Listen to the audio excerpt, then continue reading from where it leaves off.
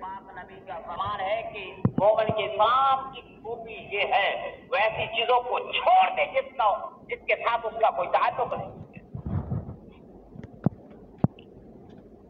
بھائی کیا آپ یہ جو قبر کے 3 سوال ہے، من ربوں کا، من رسولوں کا، من دینوں کا، اور 4 سوال آخرت کے، کیا نومرہم فیما فنا ہو، عمر کس طرح سے فنا کی، ان شبابے کی فیما بدا ہو، اپنی جوانی کو کس طرح سے تباہ کیا، کس طرح سے گزارا تم نے، اور پھر فرمایا کہ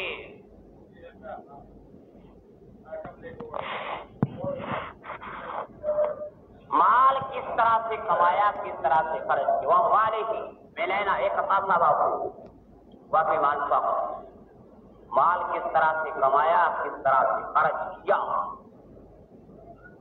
وہاں علم میں ہی ماضا میرا میں، بھائی جو علم تھا اللہ نے دیا اس میں کتنا عمل کیا۔ تو میرے بھائیوں، آپ کیا یہ 3 سوال اس کی تیاری آپ نے کر لی ہے؟ یہ آخرت کے 4 سوال، بھائی آدمی تو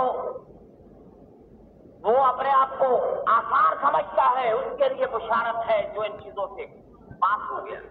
ایک طالب علم کو پتا ہے کہ میری اسٹڈی نہیں ہے، میں نے پڑھا نہیں ہے، میرا کل بچہ ہے، بھائی ایک بچے کے لیے دنیا کے امتحان کے لیے اور اس کی رات کی نیند خراب ہو جاتی ہے، اور ایک مسلمان جس کے سامنے ایک لمبا پیریڈ کھڑا ہے وہ ایسے ہی فضول کاموں میں لگا ہوا ہے اور اللہ کے راستے کو چھوڑا ہوا ہے۔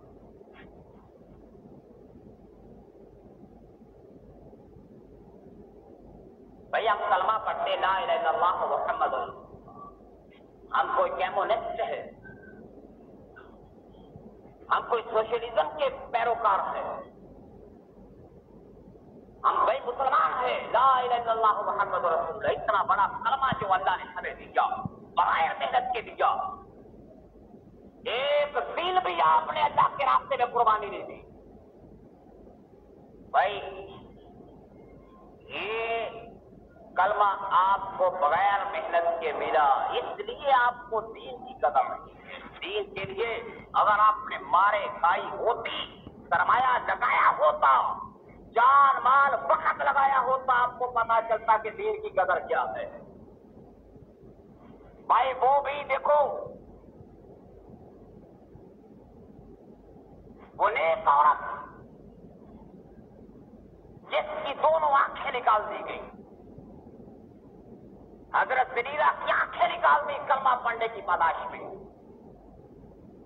حضرت عمار یاسر کی بالدہ کے ٹکڑے کر دیے گئے، اور ابو جہل نے ٹانگوں میں رسے ڈال کر ایک جانور ادھر دوڑا دیا، ایک ادھر، اس طرح سے چیر دیا اس کو، اور حضرت بلال نے اتنی مار اتنے سخت پہ ریگستانی علاقے میں ریت کے اوپر انگریزوں پر خون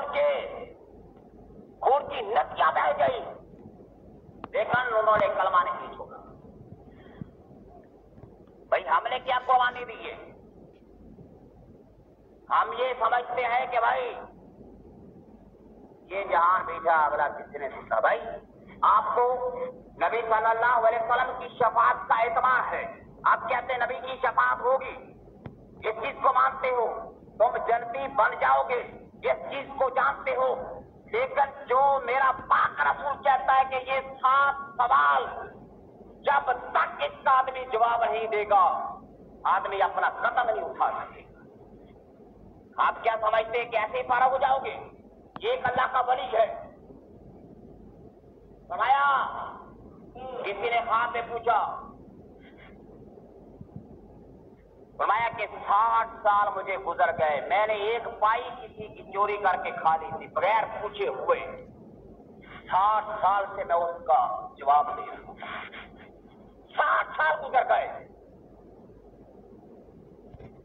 تو بھائی یہ چیزیں ہر مسلمان کے سامنے ہے۔ یہ عبد الرحمن ابن عوف نبی کا صحابی ہے، صحابی رسول، وہ جنہوں نے پاک رسول کے پیچھے نماز پڑھی، جنہوں نے تکبیر تحریمہ کے ساتھ نبی کے پیچھے نمازیں پڑھی۔ بھائی وہ کون جن کی سماعت میں میرے پاک رسول کی آواز پہنچی وہ کتنی عظمت والے ہیں، جنہوں نے میرے پاک رسول کے چہرے کو دیکھا وہ کتنی عظمت والے ہیں۔ کروڑوں سالاتوں سلام ان آنکھوں پر جنہوں نے میرے پاک رسول کو دیکھا۔ تو حضرت عبد الرحمن ابن عوف میرا پاک رسول صلی اللہ علیہ وسلم فرماتے ہیں میں دیکھ رہا ہوں میرے سارے صحابی جنت میں داخل ہو گئے، لیکن عبد الرحمن ابن عوف ابھی تک حساب کتاب میں پکڑے ہوئے ہیں اور گھسٹ گھسٹ کر جنت میں داخل ہو رہے ہیں۔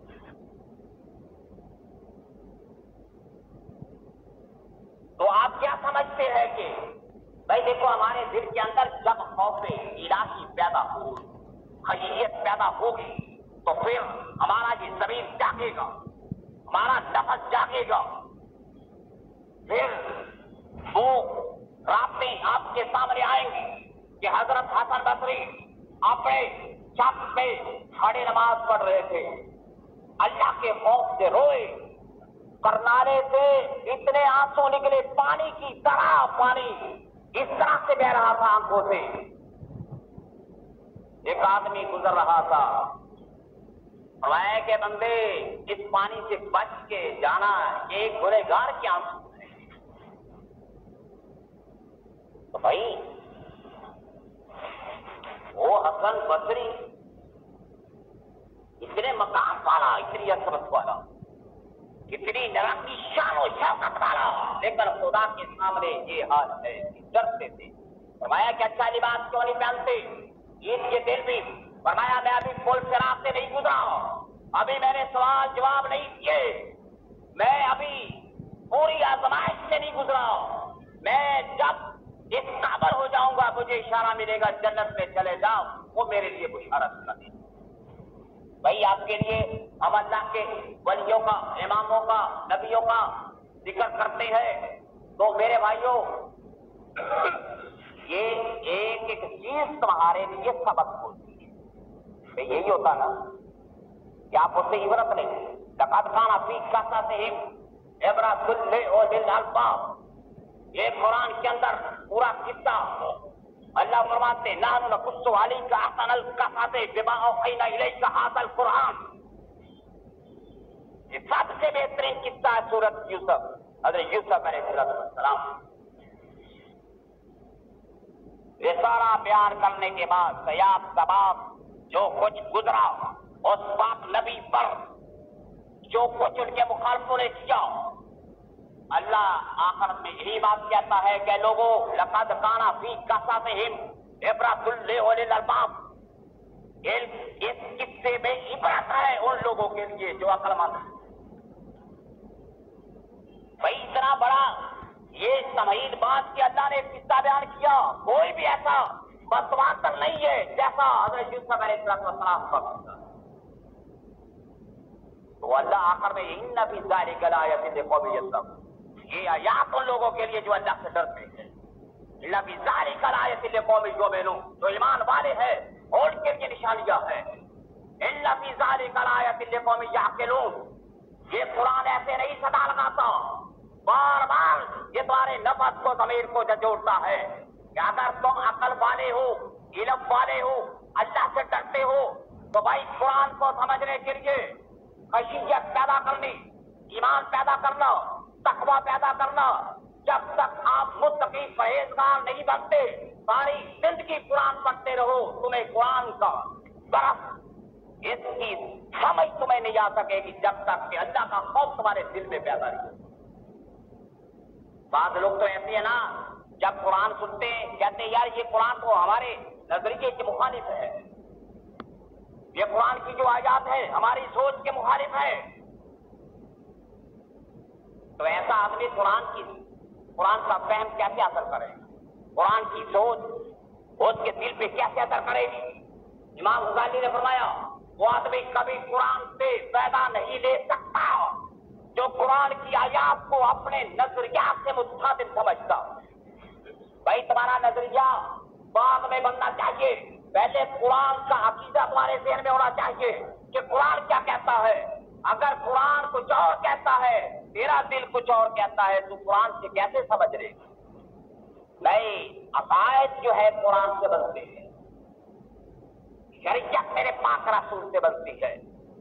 میرے بھائیوں، میرا پاک رسول ہاتھ کھڑا کرے وہ شریعت، وہ بیت المقدس کی طرف نماز پڑھے وہ شریعت، وہ خانہ کعبے کی طرف نماز پڑھے وہ شریعت، میرا پاک رسول کہے سونا جو مردوں کے لیے حرام ہے، تو پھر آدمی کہے بھائی عورت کے لیے جائز ہے، مرد کو حرام کیسے ہوگی؟ بھائی اب تیری سوچ نہیں چلے گی، تیرا فکر، تیری سوچ خراب ہو جائے گی۔ جس جگہ پہ مور میرا پاک نبی لگا دے وہ شریعت ہے، ساری دنیا کے لوگوں کے قول اکٹھے کر لو، شریعت نہیں بن سکتی۔ اگر حدیث میں مل جائے وہ سب کے اقوال سے افضل ہے، ایسے ہی ہے کہ نہیں؟ تو پھر آپ کے سوچ میں پڑے ہوئے ہو۔ ہم کہتے ہیں بھائی ہمارا رواج کیا کہتا ہے، ہماری تہذیب کیا کہتی ہے، ہماری ثقافت کیا کہتی ہے، ہمارے قبائل کے لیڈر کیا کہتے ہیں، ہمارے بڑوں نے کیا فرمایا؟ نہیں میرے بھائیوں، جس جگہ پر میرا پاک رسول تم کو روک دے، ماں آتاکم الرسول فخذوہ وما نہاکم عنہ فانتہوا، جو رسول تم کو دے وہ لے لو، جس سے روک دے وہ رک جاؤ۔ ایسے ہی نا بھائی، اب نبی پاک صلی اللہ علیہ وسلم، یہ قرآن کی تشریح ہے، قرآن کی تفسیر ہے۔ قرآن پاک کے اندر لکھا ہے واقعی الصلاۃ وآتوا الزکاۃ وارکعوا مع الراکعین، نماز پڑھو، زکات دو۔ زکات کا نصاب کسی جگہ پہ درج نہیں ہے، نماز کا طریقہ کسی جگہ پہ درج نہیں ہے، تو میرا پاک رسول ان قرآن کی تفسیر، ان کی تشریح فرماتے ہیں۔ اب جس طرح سے میرے پاک رسول نے نماز پڑھی ہے وہ طریقہ شریعت کا ہے، اس کے علاوہ کوئی آدمی کہے کہ بھائی دل کی نماز ہے، بھائی لاکھوں لوگ اس میں بھی چلتے ہیں کہ دل کی نماز ہے، نہیں، میرے پاک رسول نے نماز پڑھی، بیت اللہ کے سائے میں پڑھی، گھر سے چل کر مسجد نبوی میں گئے، سیدہ عائشہ صدیقہ نے وضو کے لیے پانی تیار کیا، بلال نے اذان دی، تکبیر تحریمہ پڑھی، میرا پاک رسول مصلی پہ کھڑا ہے، تکبیر تحریمہ کہہ کر ہاتھ باندھ دیے، نماز پڑھی، رکوع کیا، سجدہ کیا، الذی یراک حین تقوم وتقلبک فی الساجدین، وہ خدا تمہیں دیکھتا ہے اے نبی جب تم کھڑے ہوتے ہو نماز میں، جب تم رکوع میں جاتے ہو، جب تم سجدے میں جاتے ہو۔ بھئی جب یہ طریقہ میرے پاک نبی سے ثابت ہے، تو کیسے کہتا ہے کہ دل کی نماز ہوتی ہے؟ بڑے لوگ لگ گئے اس بات پر، کہتے ہیں دل کی نماز ہوتی، بڑے لوگ لگ گئے اس بات۔ ایک آدمی کہتا بھائی میں برے کاموں سے بچتا ہوں، نیکیاں کرتا ہوں، کسی کا حق نہیں مارتا۔ بھائی نماز کا بھی یہی ہے، علت تو یہی ہے کہ تم پاک باز ہو جاؤ۔ میرے بھائیوں، نماز ہر حالت میں فرض ہے، ایمانداری کر، تقوی اختیار کر، چوری سے بچ، لیکن تو ان چیزوں کا بہانہ بنا کے نماز نہیں چھوڑ سکتا۔ بھائی نماز تو اس وقت بھی فرض ہے، اگر بچہ پیدا ہونے والا ہے، عورت کو سمجھ ہے، ہوش میں ہے، نماز اس وقت بھی فرض ہے تم پر۔ اس چیز کا حکم ہے۔ امیر المومنین عمر بن خطاب زخمی ہوئے، بار بار یہ پوچھتے ہیں اے لوگوں میں نے نماز پڑھ لی، تو بھائی فکر کس چیز کا؟ بچے کا نہیں پوچھا، یہ سلطنت کا نہیں پوچھا، وہ 12 لاکھ مربع میل پہ حکمرانی کرنے والا آج دنیا سے جا رہا تھا، کوئی چیزیں نہیں، بینک بیلنس نہیں ہے، کچھ بھی نہیں ہے، بار بار یہ پوچھتے ہیں کہ میں نے نماز پڑھ لی۔ یہ وراثت ہے مسلمان کی، یہ مسلمان کی لیگسی ہے۔ آپ کو کن چیزوں کی ضرورت ہے؟ بھائی تمہیں کتنا سچا پکا دین دے کر اللہ کے نبی کہے یہ ہے وَوَصَّى بِهَا إِبْرَاهِيمُ بَنِيهِ وَيَعْقُوبَ يَا بَنِيَّ إِنَّ اللَّهَ اصْطَفَىٰ لَكُمُ الدِّينَ۔ بھئی ہم لوگ کہتے ہیں بھئی وصیت، بھئی یہ دیکھو ایک پاک نبی کی وصیت، وَوَصَّى بِهَا إِبْرَاهِيمُ بَنِيهِ، ابراہیم نے اپنے بیٹوں سے وصیت کی، بلکہ بنی ہے وہ یعقوب، اور یعقوب سے یا بنی اللہ اصطفیٰ لکم الدین، اے میرے بیٹو اللہ نے تمہیں دین کے لیے چن لیا ہے، ولا تموتن الا وانتم مسلمون، تم مت مرنا لیکن مسلمان ہو کے مرنا۔ دیکھو نا کتنا فکر ہے۔ کبھی ہم یہ سوچتے ہیں کہ ہماری اولاد کا کیا بنے گا، ہم سوچتے ہیں کہ ہم اپنی اولاد کو کس کا عزت تیار کر کے جا رہے ہیں، یہ پیغمبر کی سوچ ہے۔ ام کنتم شہداء اذ حضر یعقوب الموت اذ قال لبنیہ ما تعبدون من بعدی، یہ بوڑھا پیغمبر اپنے 12 بچوں کو اکٹھا کر کے کہتا ہے، یعقوب علیہ السلام اذ حضر یعقوب الموت اذ قال لبنیہ ما تعبدون من بعدی، میرے بعد کس کی عبادت کرو گے؟ قالوا نعبد الہک، ہم بندگی کریں گے تیرے الہ، وَإِلَٰهَ آبَائِكَ، وہ جو تمہارے باپ ابا و اجداد ہیں، حق ہے، یعقوب ابراہیم۔ یہ دیکھو نا، یہ سلسلہ بنی اسحاق میں سے 70,000 پیغمبر، بنی اسماعیل میں سے صرف محمد مصطفیٰ۔ یہ قرآن بار بار کہتا ہے یا بنی اسرائیل اذکروا نعمت التی، اے بنی اسرائیل اللہ کی نعمتوں کو یاد کرو۔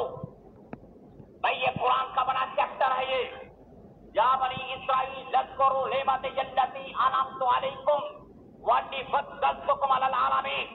یہ بنی اسرائیل والے وغیرہ وغیرہ نہیں تھے، یہ ساری انبیاء کی اولاد ہے، اور اسرائیل یعقوب کو کہتے ہیں۔ آج دنیا میں جتنے بھی، بلکہ نبی کے دور میں جتنے یہودی تھے سارے بنی اسحاق اور یہودا کی اولاد۔